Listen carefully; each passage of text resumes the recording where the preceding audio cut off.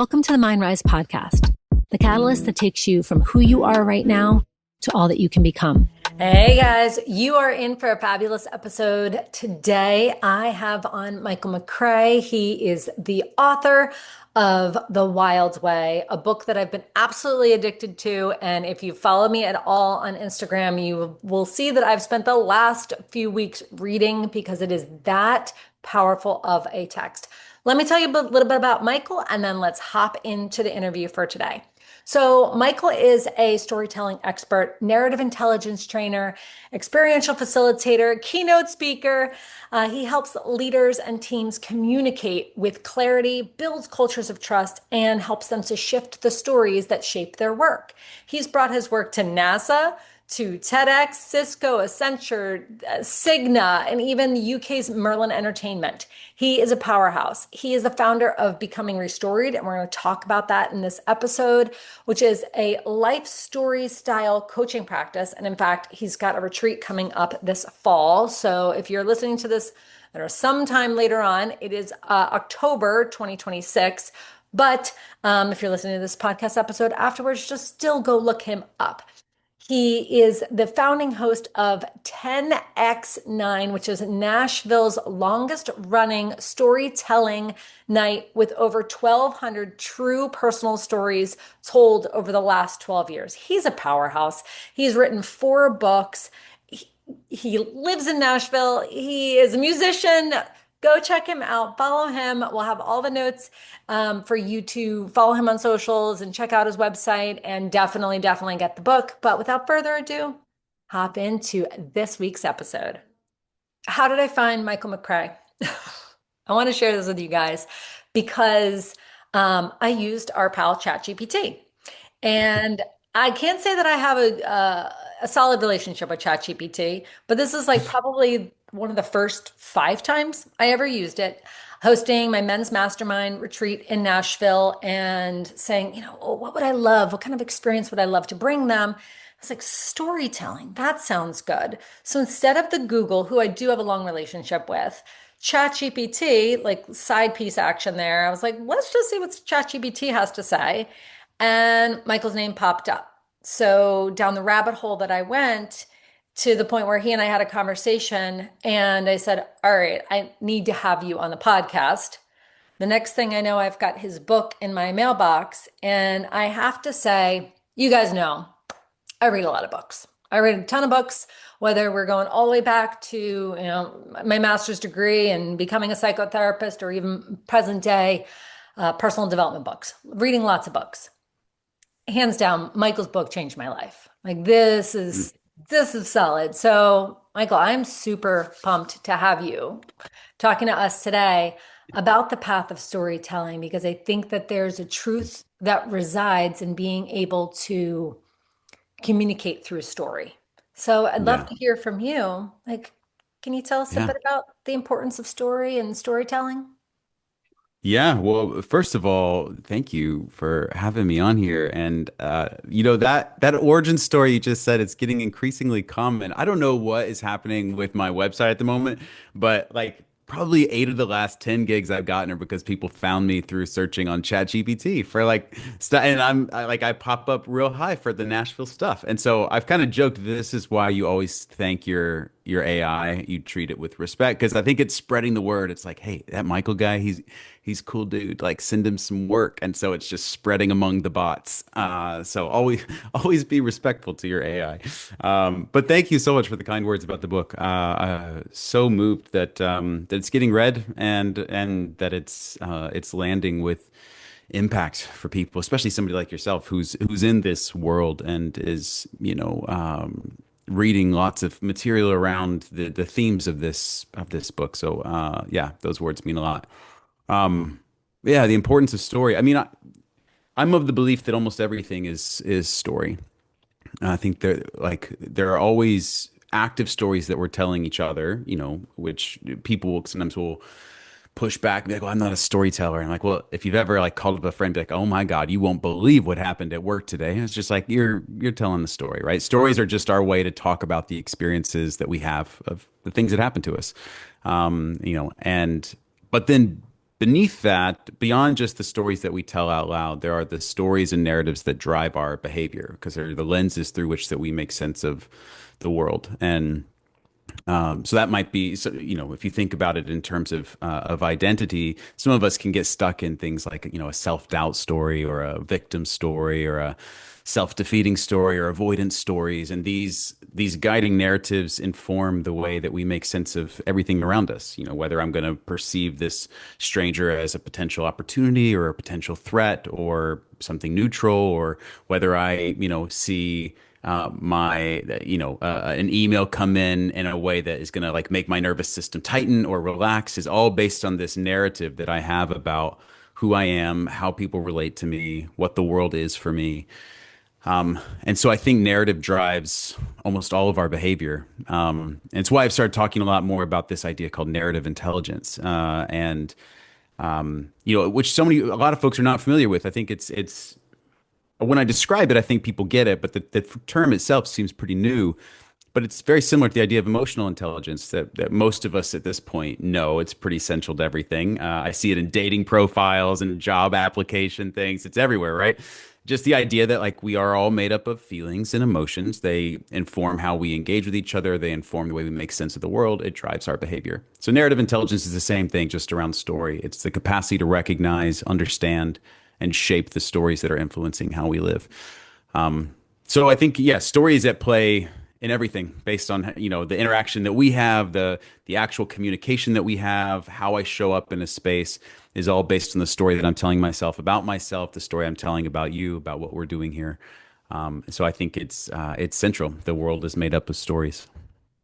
Absolutely. And even as you're describing it, right? Like as a psychotherapist, I've talked to clients about the concept of the self-talk cycle, which, you know, uh, Mm, speaking in psychotherapy language, we're talking about the cognitive behavioral therapy route, where it's like our cognitions, inform our feelings, which inform our actions. And we do that self-talk cycle yeah. over and over again. So I love giving it a title that we can have shared among us. We're talking about emotional intelligence, and can we also talk about narrative intelligence because it is driving our behaviors? Yeah. So, one of the things that you talk about is this concept of becoming restoried. So, can you Mm, walk us through like the concept of becoming restoried and even how that brought you to living with your whole heart? yeah. You know, um, it's so interesting. Even where the language came from years ago, I wanted to start doing retreats. I love retreats. They're my favorite thing I do professionally. Getting people in a room, residential experience, get to work with the same group for over multiple days. And I wanted to be something around storytelling. And so I was like, what do I call this? I don't know. Like you're kind of going on a retreat to become restored, but it's a story retreat. So I'll just call it becoming restored. And it was just sort of this play on words. And then years later, I was like, oh, there's something to that idea. Like there's something in the notion of restoring. And so then I turned that into a coaching program and approach to narrative work. And this, for those that are in, especially a psychological space, they might know about narrative therapy. And there's even an approach within narrative therapy around restoring.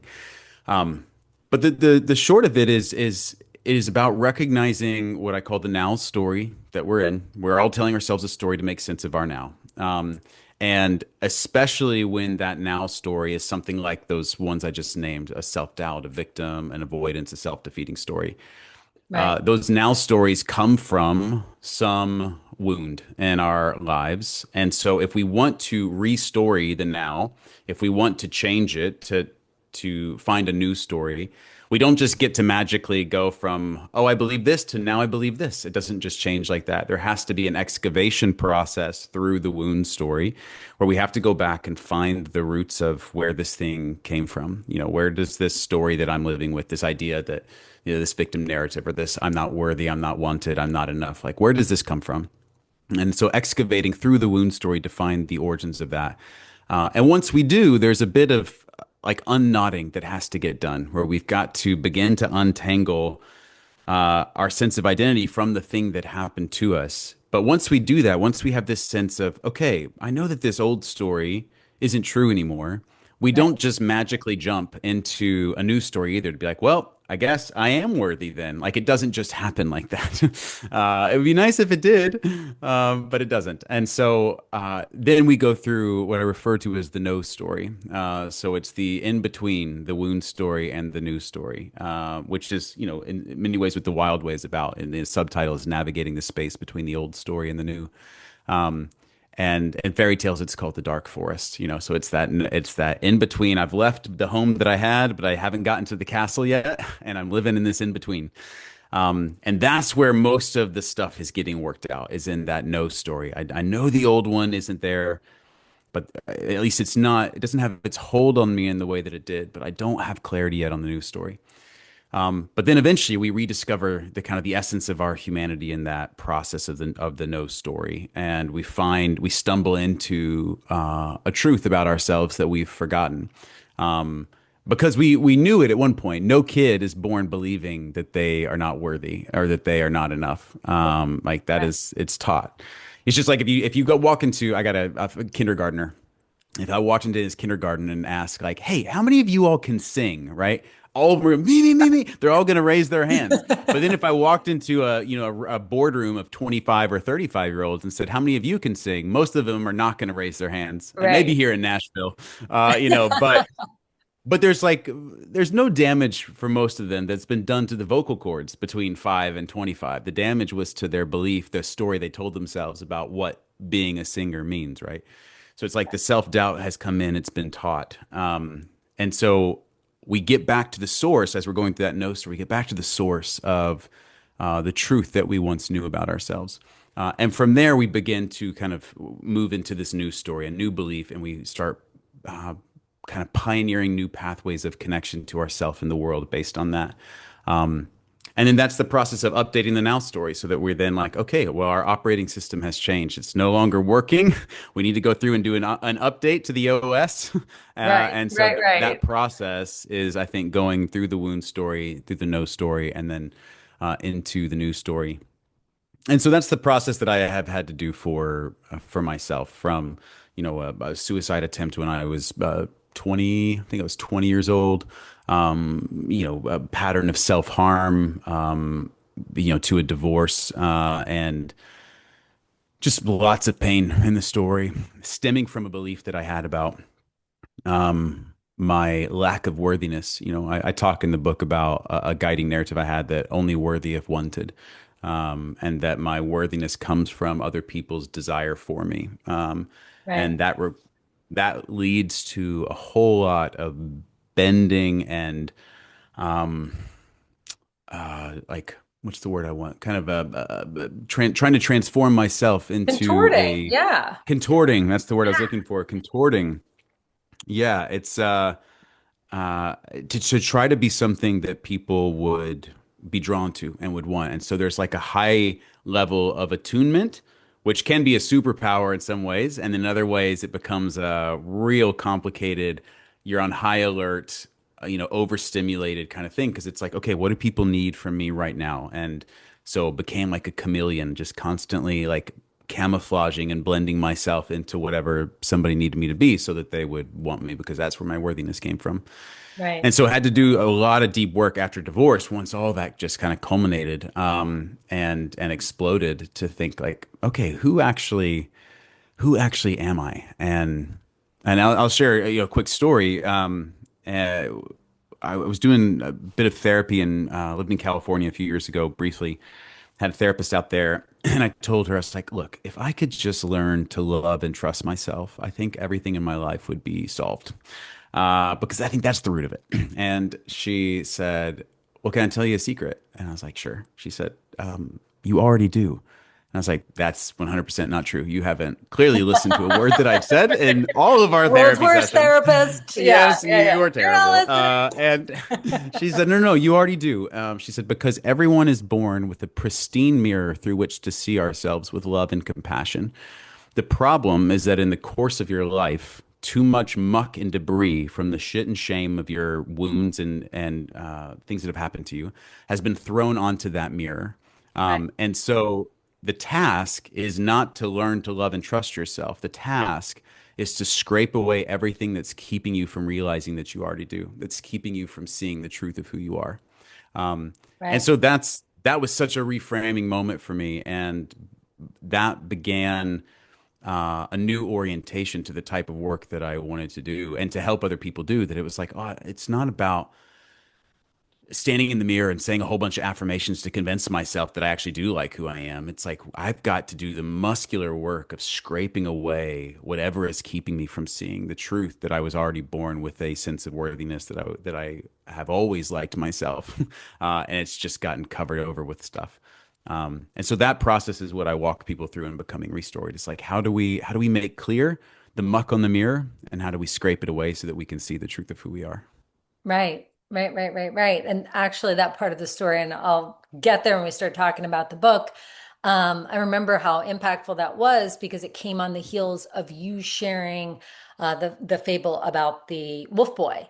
And Yeah. so, before we talk about the book, I would love for you to anchor everyone into how fables, right, stories, folklore, myths, Mm. how they get the listener, the reader, to interpret, internalize it. And I'm curious in your lens, like, and I think this is one of the reasons why I was just like, oh, this book just upgraded my operating system. Mm. But getting the listener to interpret and internalize, and how that can sometimes be more impactful than just stating facts in behavior change. Oh, totally. Oh, there's so many things I could say about this. Yes. So one, I think of there's a principle in biology and also in kind of organizational change called the heliotropic principle, right? Plants grow toward the light, and organizations and people grow toward the positive images and stories that we put in front of them. So rather than me saying, hey Bailey, here's some things you need to change about your life. In which case, essentially, what I'm telling you is you're doing something wrong, and you need to change, which puts Sure. up our resistance. It puts up our guardrails. Nobody likes to be told that they're screwing something up. It threatens our sense of belonging. Because we also don't hear it as, oh, you're making a kind suggestion to tweak some behavior. What we hear is, you don't think I'm intelligent. You don't think I'm worthy. You think I'm wrong. Right. And so then there's a tendency to buckle down and defend. Right. Um, and so, so going straight at the behavior often isn't very effective. What I think is more effective is telling a story that models and shows the behavioral change that we want, where people can see it clearly and they're just like, oh, okay, that's what I need to be doing. But they come to that conclusion on their own. It's like the art of inception, right? And so I think when that's why storytelling can be so effective. It's this vicarious way of learning. I mean, the first stories that humans would have ever told each other, are 10,000 years ago, and they're just like, hey, those berries over by Joe Caveman's cave, well, Bailey ate them and she got super sick and then she died. So, like, don't eat the berries, right? And so we use stories as a way to help us navigate the world more safely, and more effectively. And so when we can tell a story that just models the change that we want, people are able to hear that without the defenses up, because there's not this direct sense of, hey, you are doing something wrong and you need to change it. It's a story that you're engaged with, and then you're just like, oh, there's something in here for me. What I love about folk tales, one, because these stories have been around, these fables, folk tales, myths, they've been around for a long time, which means that there's some truth in it that keeps resonating. So I'm always interested to be like, well, the stuff that sticks around, what's it got for us? But there's also a sense, there's a Russian literary term called ustranение, which is a very fun word to say. Highly recommend people try it. Ustranение. And my understanding of the translation is it means otherworldization. And it's this notion that sometimes to see our world more clearly, we have to put the dynamics of it in an unfamiliar other world, because then we're not coming in with the same level of guardrails up. That's why like sci-fi can be such a great indictment of imperialism or other things. People are watching Battlestar Galactica and they're like, "Wait, is this about the American Empire?" And it's like, "Whoa, okay," and it's like, because if they just tried to make a show about American imperialism, like, folks are going to be like, "I'm not interested in that." But you tell the story in outer space, and you begin to see things in a different way, Right. because you're just like, Right. "Oh, Right. there's a different thing going on here." And so I love to use two of the stories that are in this book. One's called The Lindworm and one's called The Handless Maiden. I use at the start of every Becoming Restoried cohort that I run. When I do intensives, I'll often tell them because they offer, in my mind, such powerful ways of jump starting a conversation about the work of restoring, the work of descaling, the importance of going through the dark forest, the importance of finding your wood sisters and wood brothers. I know a lot of people listening are like, I don't know what this stuff means. It's like, it's okay. Go listen to the story. Uh, and so it gives us this sort of like side way in, it's sort of like, oftentimes I think when people are trying to change behavior, it's like they're trying to enter the club through the bouncer, and the bouncer's like, no, no, no, we don't need you. And story sort of comes in the side way, where like it's this stealth technology that can kind of slip up and slide beneath the surface. And so it's incredibly impactful. And you know, if I were to tell somebody, hey, you need to do a lot of work to like descale all the armor that you have up, they might be like, what are you talking about, the armor? Like, I don't have that. But if I tell them a folktale from Germany about this snake that had to descale itself, and then, and there's like, oh my God, like they start seeing it in a different way because I'm not coming straight at them with it. They're getting to get lost in a story that's then revealing itself to them. And so, yeah, I think these fables and folk tales are such incredible ways to get people into thinking and with new insight into their own stories. Oh, absolutely. So my daughter is a big fan of Grim Grimmer Grimmest. It's put on by Pinna. I don't know if you've heard it. I can always Mm. put it in the show notes. Uh-uh. And yeah, so again, grim fairy tales, but also fairy tales alike. And so many of them are stories of warning and sometimes stories of hope. And I'm Yeah. listening to those with her almost on the way to school. So that's like, just been in my programming. It's funny, Michael, I've been on my way to you for a little while in so many ways, not only ChatGPT, but funny enough, actually, one of the guests that I've had on the podcast, a friend of mine, Craig Honeycutt, he just went to England and spent some time with Dr. Martin Shaw. So Oh, nice. I opened your book. I read that. I just snapped a picture of it and sent it to him immediately. I was like, things are lining up around here. Yes. But the Grim Grimmer Grimmest and tying it all together. So I'm reading The Handless Maiden in your book. I was so mad at you when the hand got chopped off. Handless Maiden. Yeah. I'm not giving away too much, everybody. I was immediately so mad, and I was like, I love this book. I love this book. And the chopping off her hand, and I like wanted to close the Yeah. book immediately. And I thought, oh, that's also one of the elements of power of storytelling is how we Yeah. have such a visceral response That's right. sometimes that I think not only does it increase engagement, but the longevity of the impact of the story beyond just like saying, oh man, you got a lot of armor, you need to descale yourself, or oh, go Yeah. find your hands, right? And That's right. that visceral response, That's very right. Yeah. impactful. It does something very different than just even asking someone like, how were you, how have you been wounded in your life? Like that question might yield some stuff, especially if they've done a lot of self-reflection.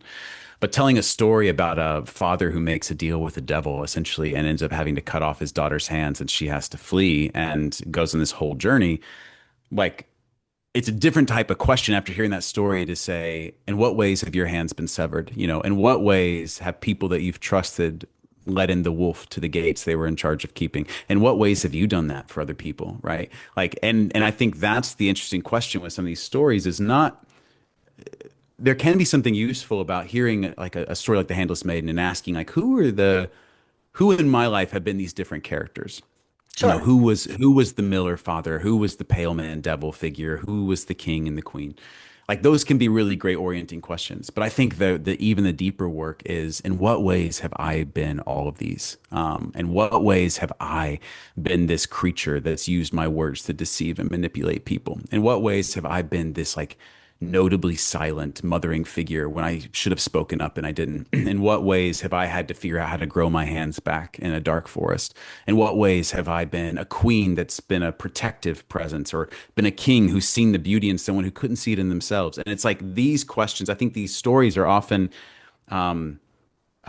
these kind of psychological dramas. They're dramas for our inner psyche, and what sticks to us in the story is usually the doorway into rewiring that subconscious, where it's like, man, I can't get over this one part about what she was doing in the dark forest. And it's like, well, it's probably because there's something there, right? It's like, or it's like, oh man, that image of like, one of my next tattoos, for instance, will be this trail of smoke that comes from this my forearm up to over my shoulder. And when you read the Handless Maiden story, the trail of smoke is this sign as she's wandering in the dark forest again. She's in this place of grief and confusion, and she sees a trail of smoke that leads her to hope, essentially, and leads her to community. And so it's this. I want this reminder of like, look for the trail of smoke, follow the trail of smoke, and find the Wood Sisters and the Wood Brothers. And so you get all this imagery that kind of, and so when I'm working with people in cohorts and we tell these stories at the beginning, it gives us such grounding and bonding language to use and come back to, for someone to be able to say like, oh, I just got to speak this into the cup, which is a reference to the Lindworm story, or be able to say like, oh yeah, and I saw a trail of smoke and I followed it, and like we're talking about being drawn into community, or like this was a hand cutting moment and we're referring to, the Handless Maiden losing her hands. And so it gives us also this sort of shorthand language to talk about really big things in really simple ways. So the gift of these stories is enormous. Yeah, absolutely. Absolutely. And as I had showed you when you and I hopped on here, but I'm going to show everybody. Okay, so I've got some thoughts and some notes on the book, and this isn't even on every like this. We got to talk about this. And Michael, as much as I want you, like I want to ask you to share the listeners what brought you to writing The Wild Way, I actually think that to ground them into the journey of us like talking even more about the book, I'd love for you to teach them about the wild twin. And Mm. I know we started talking about the in between of the dark forest, but I feel like those two anchor Mhm. points are really delicious in the invitation to becoming restored. Yeah, I love the idea of the wild twin. And this came to me from Martin Shaw, who you mentioned, incredible myth teller, from whom I learned three of the anchoring stories in the book, the half girl, the Lindworm, and the Handless Maiden. Not ones that he made up, but he puts his own spin on it. So I'm kind of retelling Martin's retelling of these old stories. The fourth story in the book is one that I made up myself called The Wolf Boy. But the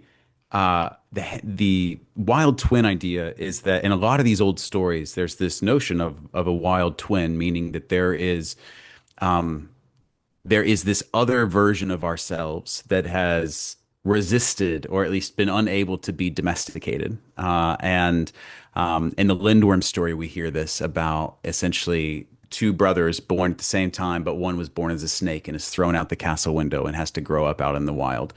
And the story can't conclude until this wild twin has been brought back into some kind of relationship with the other version of itself.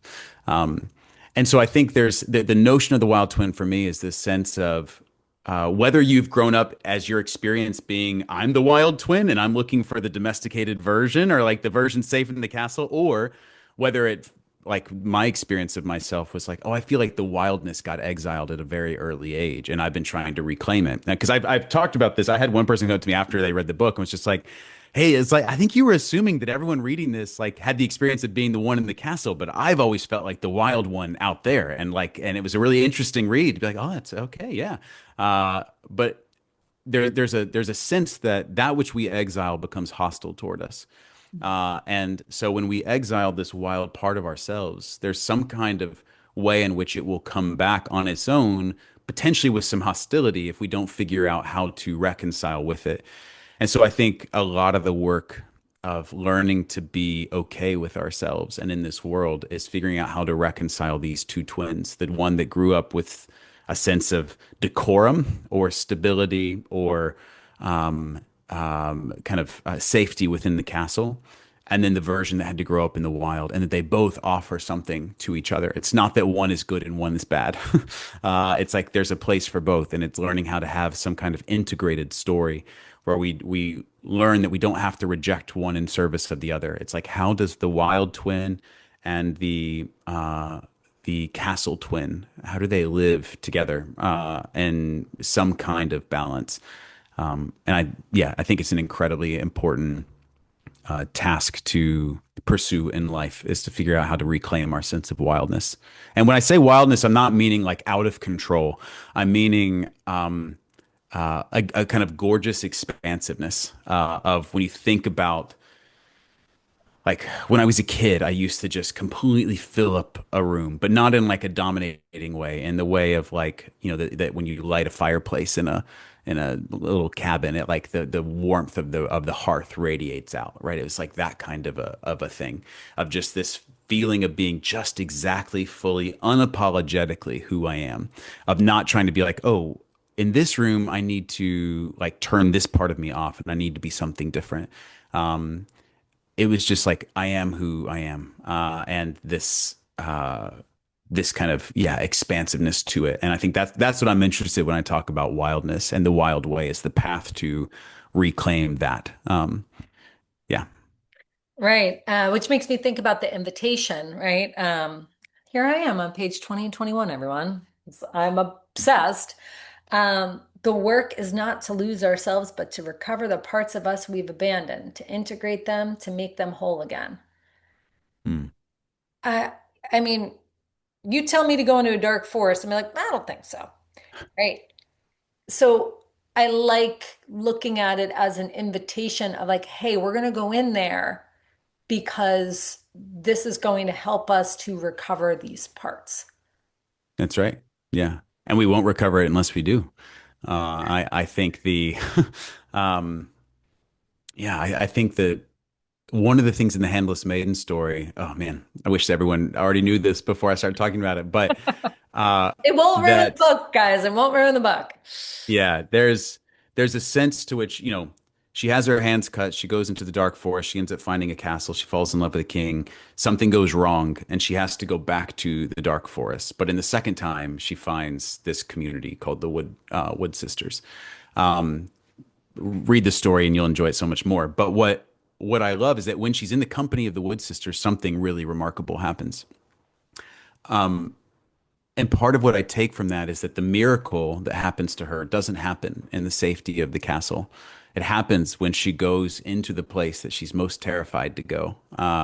And which now it always feels important to me to say that's not an invitation to say, hey, you're in a really dangerous or terrifying relationship. Stay there. There's healing for you there, right? Right, It's like, it's right. not Fine. what we're talking about. I'm talking about when I can sense that there's an experience that is needed, that is like, that terrifies me because of what it's going to bring up for me, because it's what it's going to force me to confront in myself. It's like, yeah, and that's where the miracle's going to happen. Like, and you can stay in the castle and try to just like have a pair of silver hands if you want. But if you want your hands, like you got to go into the forest. And that's going to look different for different people. The dark forest, it's not the same for everybody. But that's, I think, where the deep work has to come from, is going into the space of the unknown, where it's like, okay, the map doesn't work in here. I don't know how long I'm going to be here. I don't know where I'm going to find shelter or comfort or companionship. But I gotta go in there. And so I think, yeah, that's the invitation. It's not just being like, hey, let's just go do things that scare us for the heck of it. It's knowing that if what we want is genuine personal transformation, growth, and healing, that doesn't happen. At least in my view, it doesn't happen by just continuing to play things as safely as possible. But knowing that, like, in the story, she couldn't stay in the dark forest forever. She needed a time where she was like, she needed the safety of the castle for a while. Like, she needed to go there and recoup and like find love and connection. So it's like, we can't just stay in the forest forever either. Like, we need periods where there's got to be the rest, there's got to be the rejuvenation, and then we got to go back in. And so I think it's that kind of back and forth of, we have to leave at times to go find a place to let like our nervous systems rest, and then we've got to get back into the heat. We got to get back into the darkness for a while, because that's where we're going to find what we need. And in the hero's journey, Joseph Campbell stuff, and there's a lot of talk about the medicine you seek, the treasure you seek is in the cave that you fear to enter. It's like with the elixir that you want is like it's past the big Mario monster, the big boss man at the end, right? It's like we're not gonna win the game till you get past the big boss man. It's like you got to do it. That's where it is. But I think most of the darkness and the cave we fear to enter, the big boss man, like it's inside of us. It's not external. It's not like there's a physical place that I need to go. It's like it's inside. And yeah, that's the deep work. Right, right, right. And to your point, like she didn't go into the forest looking for hands. Like, oh, That's look under right. this rock. Is there hands? Oh, let me look in this hole. Is there hands? Like, right. And she's not the only one in the book who went into the dark forest, right? Also the That's half right. girl, the king, Yeah. right? In search of Yeah. something. And I even love the way that you had written, whether it was like she with the half girl, 4 days, 4 weeks, 4 months, 4 years. We don't know, but it's like in we Yeah. go. And I think that that's also as cavalier as I can say that, I think that's also an important aspect of the invitation is you might be headed in there, but we don't know how long that's going to be, which I That's think right. also supports the argument that I felt like you were making in the book about none of this is linear. None of this is Yeah. linear. Like if we could say, you're born here, you die here, here's your timeline, but I think that gives an illusion that any of it's linear. It's this cyclical spiral where we're It always is. spiraling ahead. And I think the Yeah. book does a beautiful job of talking about that, especially in the container of narrative healing. And one of the things Yeah. that you were talking about curiosity as a form of care, Mm. right? So, Hmm. and that kind of, again, for me, weaves into I'm not headed into the dark forest looking for the hands necessarily, but how can I employ curiosity as a form of care? And how does that walk us toward reconciliation? Yeah. Yeah. Uh I had a moment when I was working on a TEDx talk in 2022, and it was about the importance of self-curiosity, and basically how self-curiosity had a relentless pursuit of self-curiosity had helped me heal from a lot of pain and trauma in my life. And that it's not self-indulgence, which I think sometimes people think is just like, oh, to be self-curious is to be like self-indulgent, to be self-focused, and to be, kind of narcissistic. It's like, well, it can be if it's done poorly, but it's pretty essential to do some excavation. And when I was thinking about the idea of curiosity, I had a moment where I was like, oh wait, the root word, like the etymology of this comes from the same Latin etymology from the idea of to care. And so thinking about uh, curiosity as a way of showing care, that it's not about indulgence, it's about an actual tending to of what needs to be tended to. And we know this also just like, in a conversation with a loved one, right? You're trying to say something about something that's important to you. If they offer no follow-up questions, if they offer no curiosities, you typically, even if they, didn't interrupt you and it looked as if they were listening, you can leave that feeling like, I don't know that they really cared that much. They didn't seem very curious. Sure. And so that, I think experientially, we know that curiosity lands with us as a expression of care. And so as a way to care for ourselves, it feels so important to be able to develop a very robust and generous, kind curiosity. Which means asking the questions in a different way. There's a section in the book where I reference Robert Pirsig's, Zen and the Art of Motorcycle Maintenance, and he talks about this idea called MU, M-U, which is this notion of unask that question. There's a better question to be asked, and I think a lot of the times the questions we ask of ourselves need to be met with "mu." Unask that question. There's a better one to be asked, so that when we're asking the question of like, God, what's wrong with me? It's like "mu." There's a better question to be asked, and that better question might sound more like, what is in me that still needs to be healed? What have I not yet tended to that needs some attention, right? But it's an invitation to say, to not go into an excavation with a lens that says, I'm looking for the thing that proves how messed up I am. I'm looking for the evidence that I'm a screw up. It's like, if I'm behaving in a way that is harmful, it is almost certainly because there's something that's still unhealed inside of me. Because I believe wholeheartedly the pain we cause other people and ourselves is not a result of who we are, but how we are. It is not a result of um, the quality of our character. It's a result of the status and state of our deepest wounds. As I heard Richard Rohr say once, trauma that's not transformed is transferred. And a lot of people will have heard the phrase "hurt people hurt people." It's the same sort Right. of thing. And so if I'm looking around thinking, God, why am I making these same mistakes? Why do I keep causing this kind of pain to other people? The experience of a shame narrative and judgment can lead me to say, like, what the hell's wrong with me? Like, what's going on there? But I think the deeper question is, what still needs to be tended to, right? What still needs some loving, curious, compassionate care, some TLC. And that can feel indulgent because you're like, well, if I'm doing something wrong, I shouldn't be so, gracious to myself. I should be kind of strict. It's like, are we in service of actually healing, or are we in service of just feeling crappy? Because I think if we're actually interested in doing as little harm as we can to other people and to ourselves, we're going to come at these issues with a place of loving, open-heartedness and open-mindedness and compassion, because that's actually what's going to lead to the transformation of the behavior as well. Right.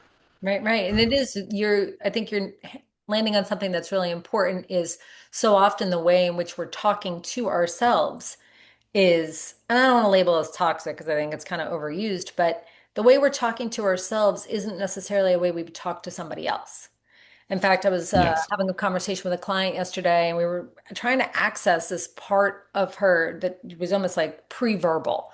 And she was like trying to get it out. And she said, I am at loss of words. I feel like I could feel it, but I can't actually express it. And so we were like, well, it might be pre-verbal. So then it was, well, what do I do with that? How do I deal with that? And then I had the opportunity to lovingly remind her of like, hey, you know how you have a child? Remember how you would talk to them Yeah. when, they were pre-verbal and you're holding their hand and you're saying, oh, we're going to the library, we're going to do blah, blah, blah. You're priming them, you're walking them through. We don't always speak to ourselves so That's lovingly. right. It's That's right. right. It's anything from punitive to compliance, all compliance driven. And Yeah. don't we want to have that access to a healthier relationship with ourselves? Yes.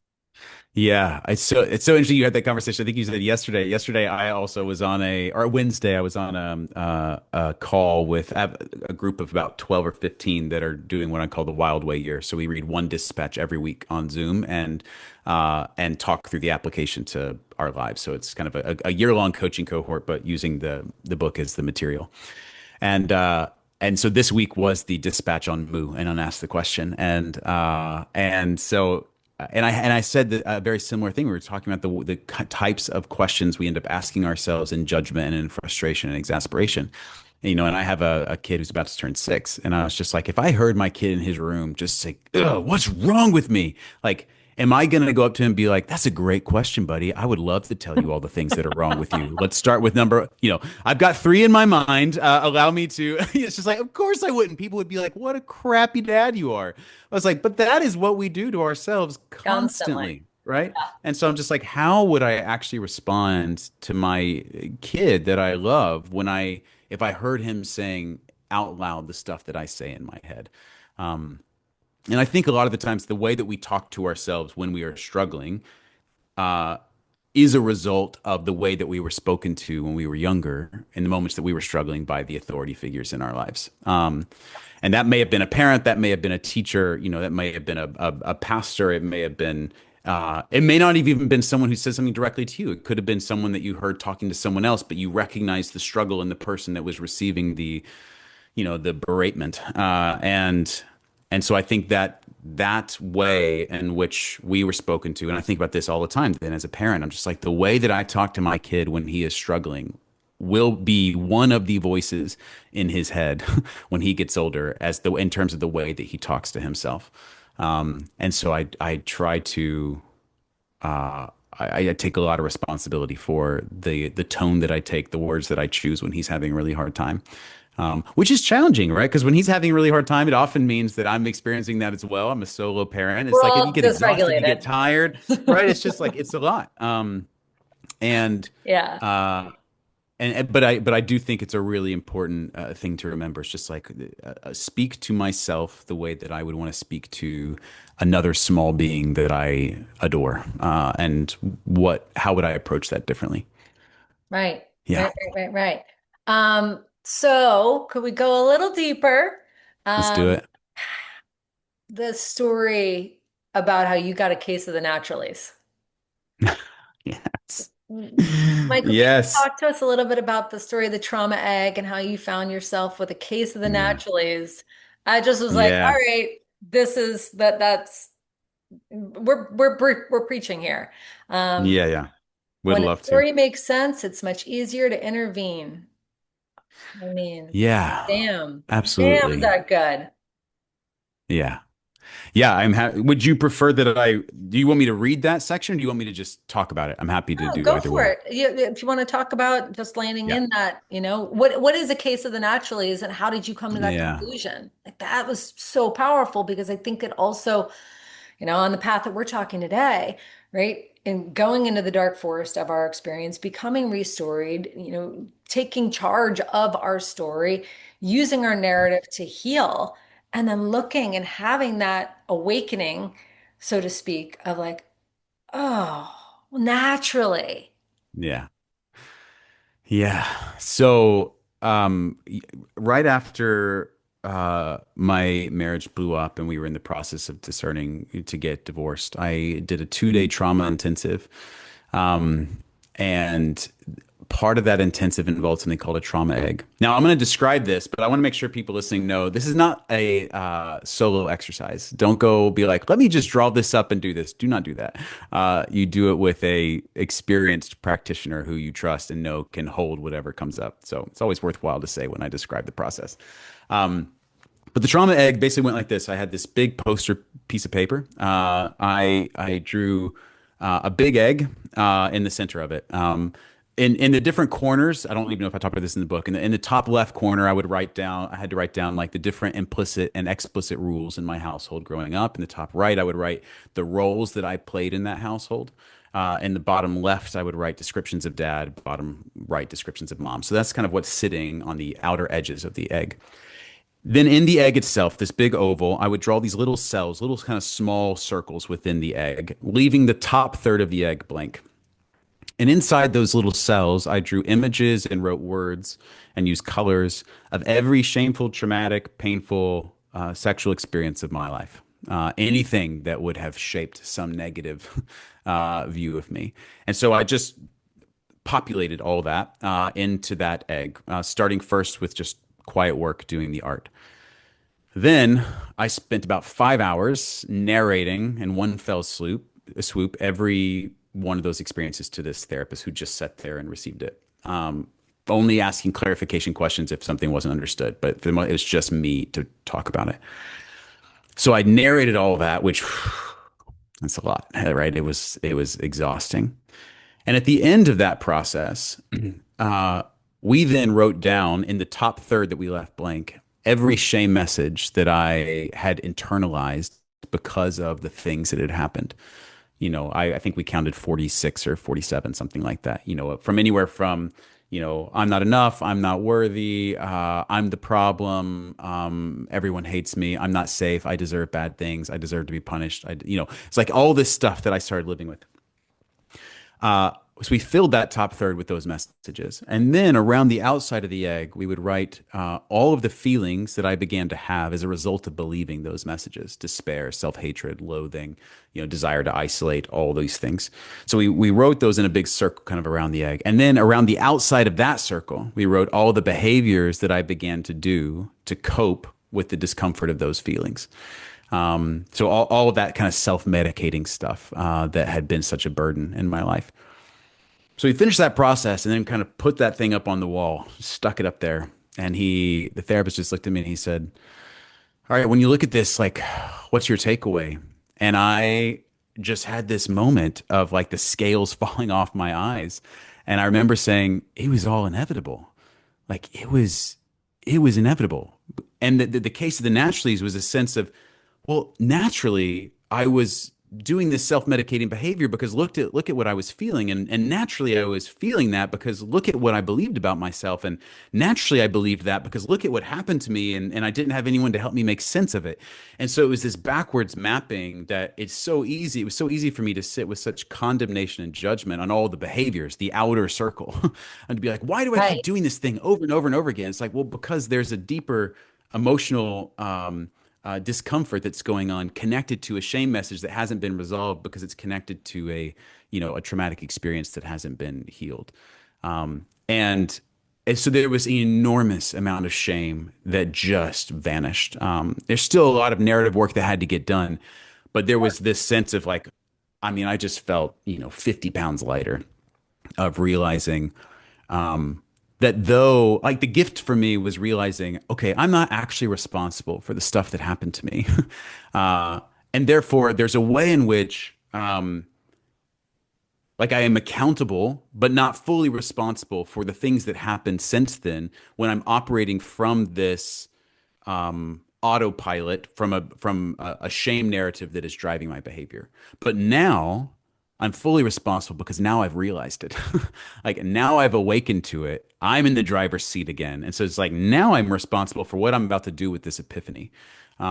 And which isn't to say that any of the harm that was caused before then I'm off the hook for. Of course I'm not off the hook for it. But there was this sense to be like, oh, that wasn't fully me. Like that was a different narrative driving the car. And now I feel like I'm not just like tied up in the trunk and I'm like sitting in the driver's seat again and I got to do something with this. And so that's what the years since have been. It's like really going at this, each of those experiences in that trauma egg that needed some more tending to, and continuing to unlearn the shame narratives that were driving so much of my behavior. And so I think a case of the naturalies is really quite helpful. Just like, well, yeah, naturally this was happening because of this, and that was true because of this, and you get to the source of it, and then you can do something with it.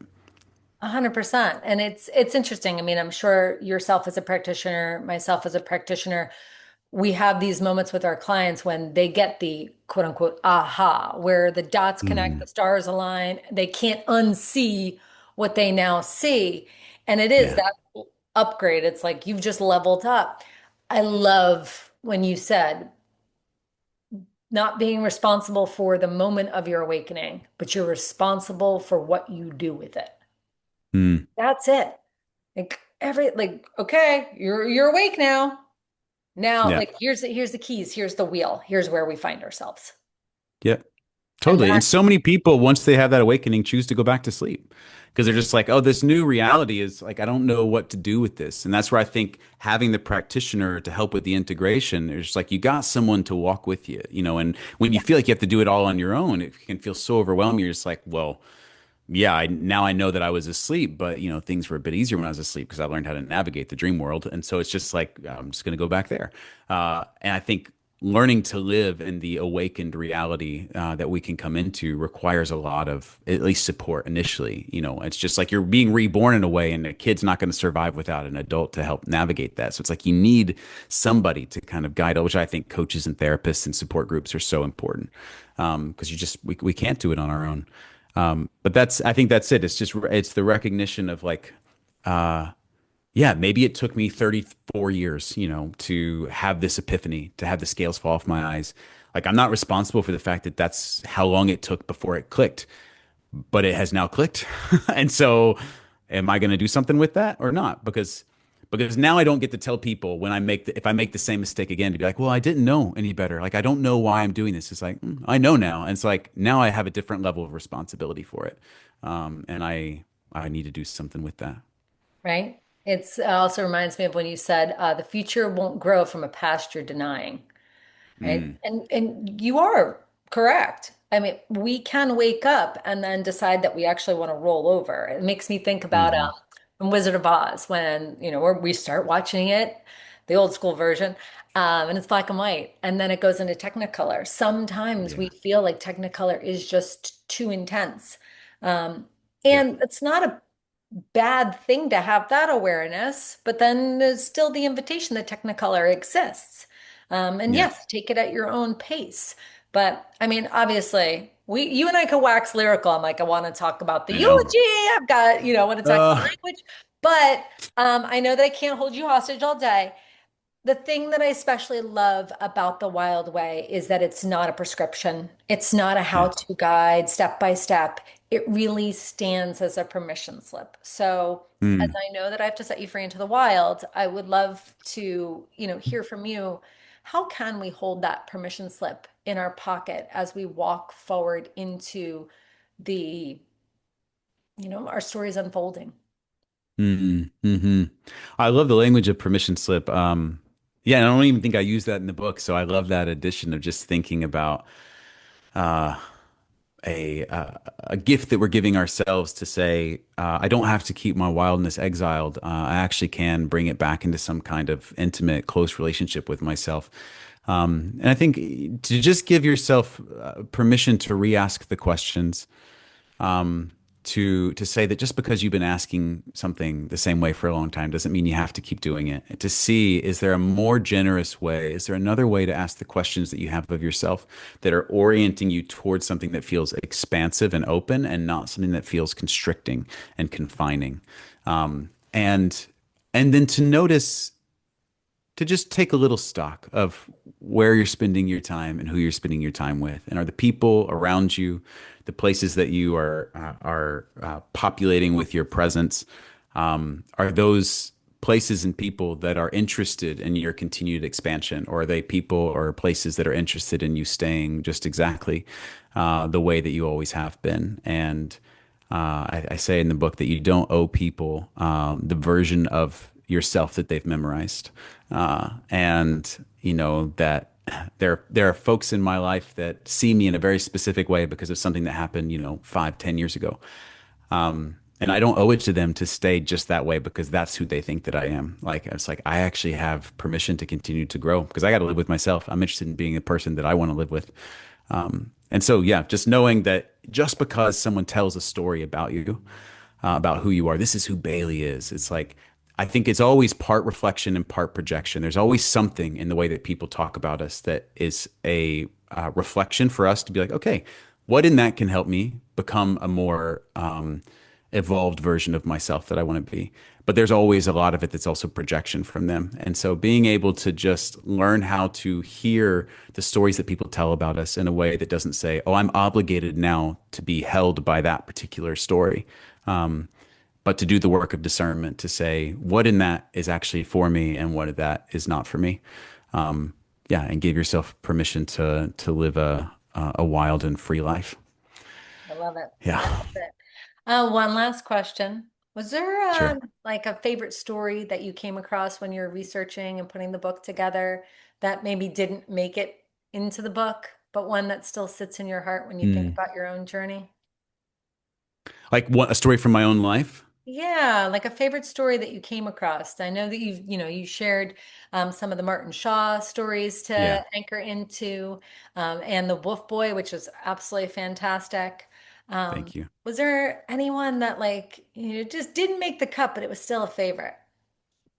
There's a story called there's an old like folk tale called Fox Woman Running, and that I wish I could have found a way to do because I love telling it out loud. But there it just didn't feel right in the book. And so that was one about a woman who escapes a situation and ends up turning into a fox and tries to go home but can't go home and has to learn to like run wild. And so it's a beautiful story. I learned that one also from Martin Shaw. And then there were some other stories from my life, like about a grief retreat I did after divorce that I really wanted to find a way in, but it just felt like I was putting in too much. And so I'm hoping that the next book will be Becoming Restored and will tell more about my actual kind of personal journey of because this one has little stories from my life kind of in there, but Becoming Restored would be my real process of transforming my stories of pain into experiences and stories of purpose, and how to do that. So Well, I more to look come. forward to reading that one too. Thank you. Thank you. Thank you so much for joining us. And of course, guys, I'll make sure that we've got the link to the book and all things Michael McRay in the show notes. I can't thank you enough for your time today. It was absolutely Of course. fabulous. to talk to you. Thank you, And Bailey. I mean, I was a fan from our first conversation, but now I feel like a real diehard here. This has been Appreciate it. a transformational experience, Michael. Thank you. Such a gift to be here. Thank you for joining us on this episode of the Mind Rise podcast.